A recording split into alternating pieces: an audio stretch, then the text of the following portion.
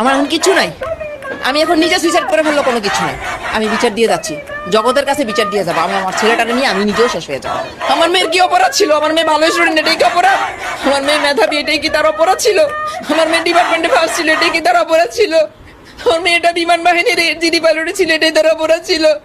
আমি গত বছর আমার হাজবেন্ড হারাইছি, আজকে বুঝে আমি মেয়েটা হারাইলাম। আমরা সারাটা জীবন মানুষকে দিয়েই যেতেছি, সারাটা জীবন মানুষকে দিয়েই গেলাম।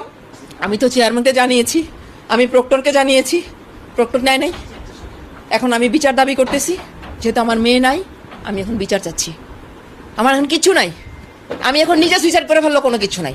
আমি বিচার দিয়ে যাচ্ছি, জগতের কাছে বিচার দিয়ে যাবো। আমি আমার ছেলেটাকে নিয়ে আমি নিজেও শেষ হয়ে যাবো। আমি নিজে শেষ হয়ে যাবো। হ্যাঁ, অবন্তিকা তো এরকম মেন্টালিটি ছিল না। যেই মেয়ে ডিপার্টমেন্টে ফার্স্ট হয়, সেই মেয়ে কিভাবে আত্মহত্যা করার চিন্তা করে? আমার এখন কিছু